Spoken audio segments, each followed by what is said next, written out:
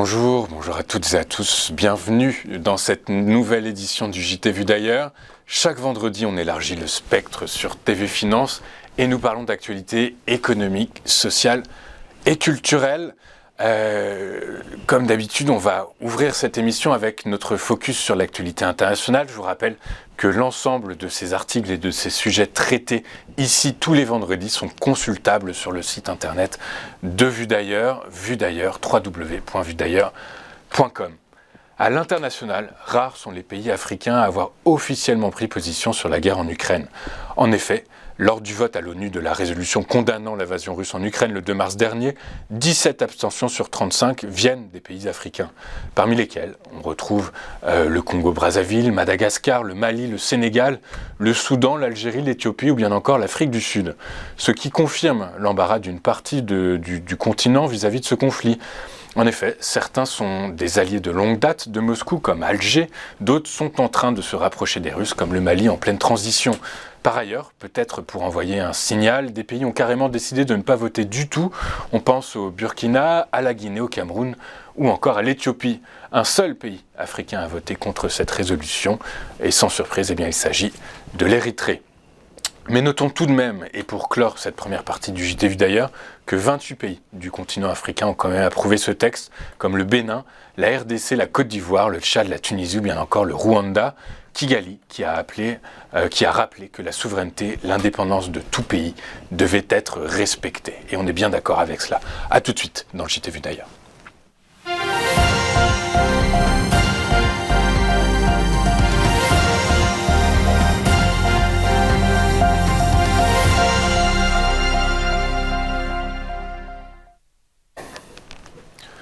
En France, un phénomène grandissant et inquiétant touche notre société. Il s'agit de la prostitution des mineurs. Ils sont en effet entre 7 000 et 10 000 chaque année à être victimes de prostitution et les experts estiment ces chiffres en deçà de la réalité. Pendant un an, entre novembre 2020 et novembre 2021, le Centre de victimologie pour mineurs a analysé des dossiers de procédure judiciaire, mené des entretiens avec des mineurs victimes de prostitution, mais aussi avec leurs parents. Des données statistiques ont été récoltées et plusieurs chiffres sont éloquents. 68%, c'est l'augmentation entre 2016 et 2020 du nombre d'affaires de prostitution sur mineurs parvenant aux services de police et de gendarmerie et au parquet. Environ une victime de proxénétisme de nationalité française sur deux est mineure en 2020. 85% des adolescents victimes de prostitution sont des adolescentes de nationalité française. 88% des victimes de prostitution de mineurs sont des filles âgées de 14 à 17 ans. L'enquête menée permet de faire ressortir plusieurs points communs entre les victimes. Elles ont pu rencontrer des personnes abusant de leur vulnérabilité et certaines exposent leur vie privée sur les réseaux sociaux. Le rapport à l'argent de ces jeunes peut aussi les plonger dans la prostitution à cause d'une précarité financière liée au parcours de fugue et aux besoins de reconnaissance qui passent par la possession et l'exposition de biens matériels. Pour mieux lutter contre ce phénomène, contre la prostitution des mineurs, le rapport préconise l'application de la loi Aubry 2001 qui stipule qu'une information et une éducation à la sexualité sont dispensées dans les écoles, les collèges et les lycées à raison d'au moins 3 séances annuelles et par groupe d'âge homogène. Je rappelle qu'un numéro existe pour les victimes et leurs familles. Il s'agit du 119. On marque une pause et on revient tout de suite dans votre JT Vu d'ailleurs.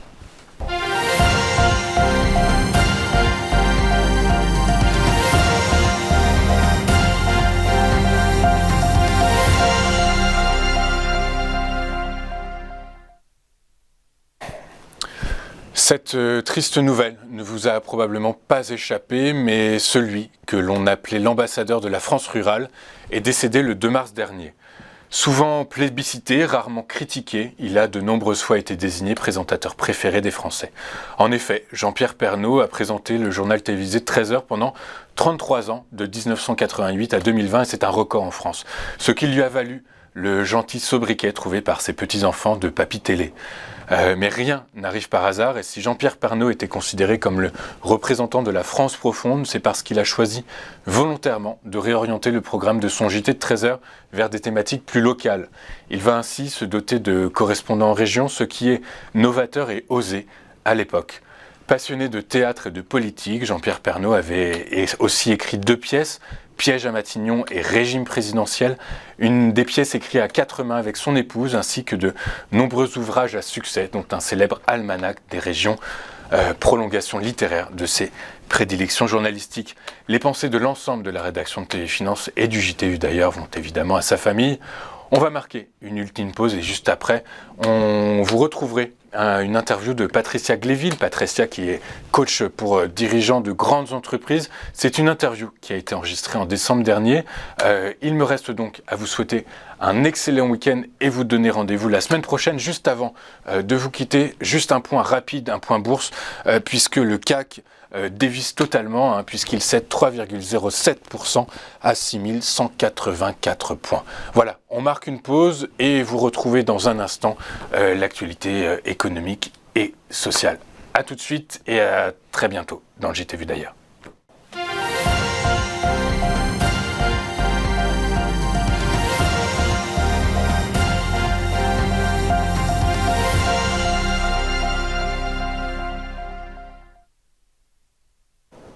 Merci de rester fidèle au JT Vu d'ailleurs. Avant de refermer cette émission, nous allons parler accompagnement individualisé et maïeutique.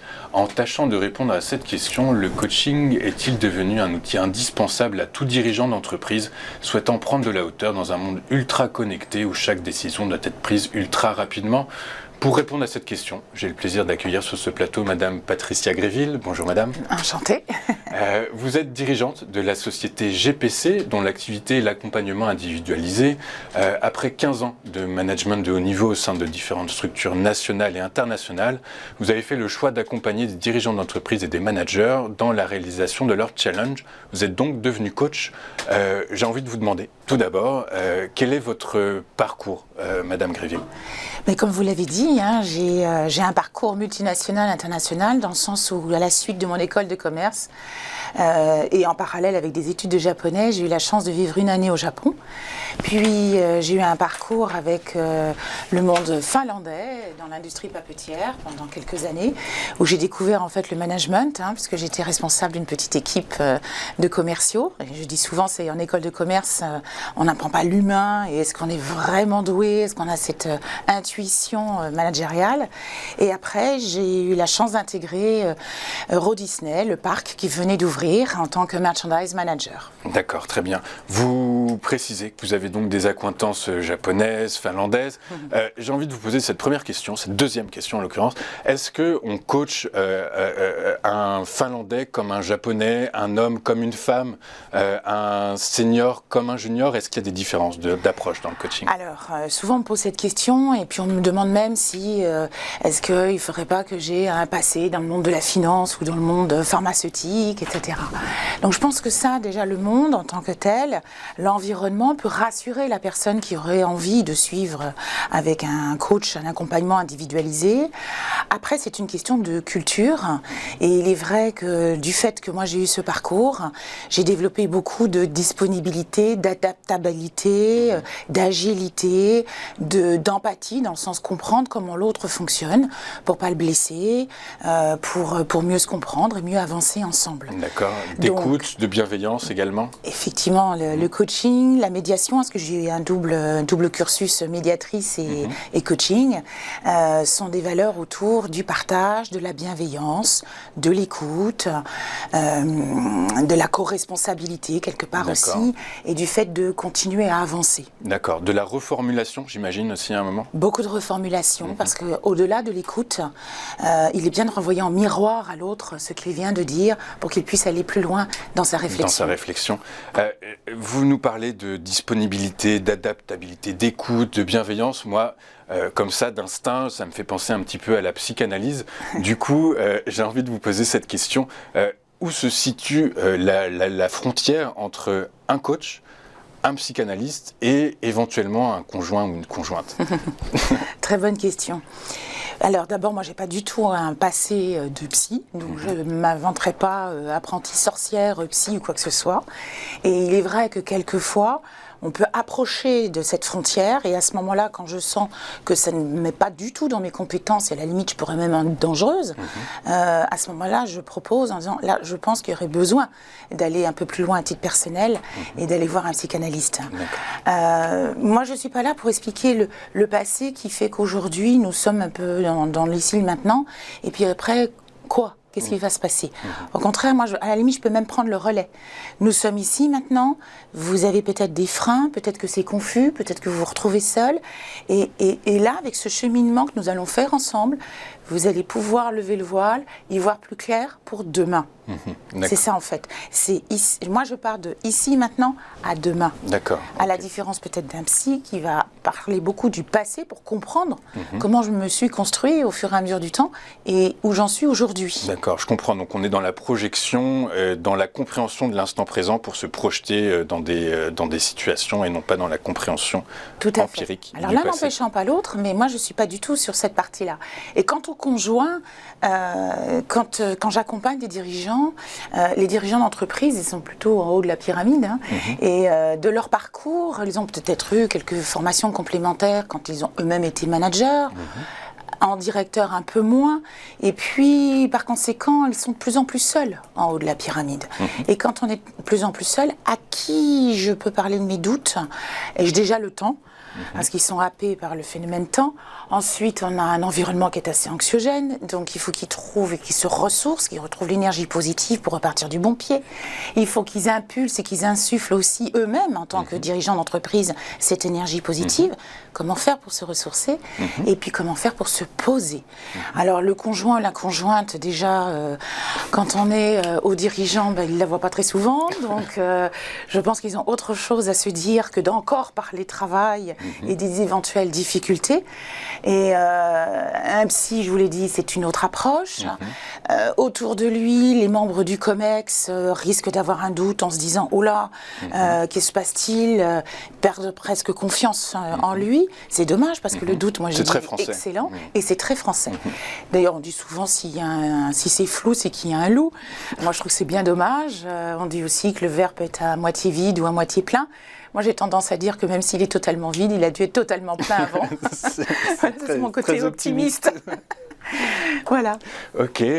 Du coup, moi, ça m'amène à vous poser cette question. Est-ce que vous avez des outils avec lesquels vous travaillez particulièrement ou au contraire, donc je comprends que c'est une activité que vous connaissez très bien et donc finalement, par la force des choses, les outils, vous ne vous en servez plutôt plus et c'est à votre instinct, à votre connaissance de vous-même et de ce métier que vous vous fiez pour accompagner donc vos clients. Alors, je dirais un peu les deux. Je suis presque un bébé de l'an 2000, puisque mon organisme de formation, je l'ai créé en 2000, donc ça fait déjà un peu plus de 20 ans. Effectivement, quand on est jeune coach, on s'appuie beaucoup sur les outils et ça nous rassure.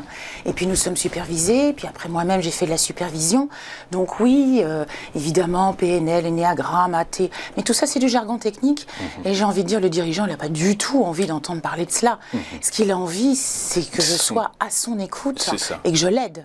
Donc, les centaines de personnes, je peux dire ça maintenant, que j'ai accompagnées, tout ça, ça a infusé, ça s'est intégré. Et effectivement, il y a une partie aussi intuitive aujourd'hui. Et je trouve que c'est ça qui est chouette, parce que se détacher des outils pour être dans cette partie intuitive, à l'écoute, de reformulation, de bienveillance, et redonner de la force. Redonner de la force, et donc j'imagine finalement l'objet principal, l'essence de votre métier probablement, c'est de replacer votre client, le dirigeant, au centre de ses attentions, de le considérer comme créateur de ses propres valeurs finalement. Exactement. Et être un humain. Et être un humain, d'accord. Un humain avec un grand H, mais ça partout je le dis. Ok, l'intelligence artificielle, ça va être génial, mais il faut arrêter de regarder là aussi le côté obscur en nous disant que, pareil, de manière anxiogène, que nous allons perdre la moitié de nos jobs d'ici 10 ans. Pas du tout. C'est de la complémentarité et nous, on a une force incroyable et une puissance dingue, c'est l'humain. Nous sommes tous différents, nous sommes tous complémentaires, nous ne sommes pas des robots. Il nous reste peu de temps, j'ai peu de temps pour vous poser 2 questions. La première, c'est Existe-t-il une école de pensée finalement liée au coaching? Vous parlez de l'humain au centre de sa création de valeur, donc ça fait penser un peu à l'humanisme existentialiste. Est-ce que ça pourrait être un courant de pensée? C'est ma première question. Et la dernière, ce serait, mais je vous la poserai tout de suite, hein, c'est comment faites-vous finalement pour prendre du temps? Quand vous prenez du temps pour vous, comment vous faites pour vous ressourcer? Ok.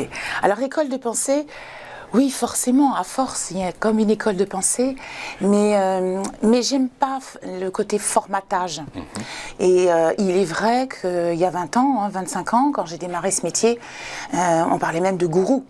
Et moi, je veux absolument pas être là-dedans. Je dis souvent, au début, je vous accompagne de manière assez rapprochée, puis après, il faut que, je vais prendre la métaphore de la petite fée Clochette, c'est mes réminiscences de Disney, la petite fée Clochette, elle doit s'envoler. Et donc, vous devez d'être vous-même. Et puis moi, je le vois de toute façon, au bout de quelques séances, je vois la personne arriver, il y a comme un voile obscur qui est parti, et elle rayonne, et elle repartage. C'est très bien, c'est très encourageant, c'est très positif tout ça. Du coup, oui, dernière question, Madame Gréville, comment faites-vous pour vous ressourcer? Moi-même pour me ressourcer. Oui, exactement, c'est important. Alors j'ai quelque chose que j'aime beaucoup, c'est une vraie passion et qui m'aide aussi au quotidien pour tout ce qui est prise de parole, c'est le théâtre. D'accord. Donc petite, j'adorais aller au théâtre, petite, j'entendais au théâtre ce soir. Maintenant, j'appelle ça au théâtre chez soi. Et donc, je monte sur les planches. Évidemment, depuis 2 ans, ça m'a un peu manqué. Les lectures redémarrent. Et le fait de prendre la peau d'un autre personnage me permet, moi, de complètement me rafraîchir pour le lendemain mieux accueillir les problématiques de mes dirigeants. Très bien. Merci beaucoup, Madame Gréville, d'avoir été avec nous aujourd'hui.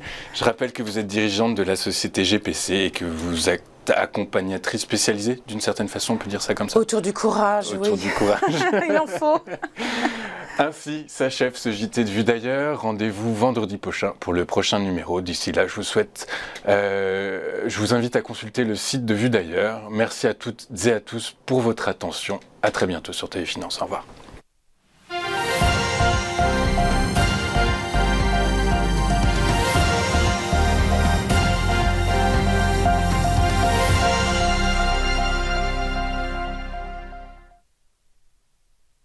Bonjour à tous et bienvenue dans notre émission Entreprise et Innovation, votre rendez-vous innovation, développement économique et enjeux du digital sur TV Finance. Tous les jours, TV Finance met en lumière une société, un projet, des hommes et des femmes qui font l'entreprise d'aujourd'hui et de demain dans un monde en perpétuelle évolution. Pour y participer, contactez-nous sur tvfinance.fr.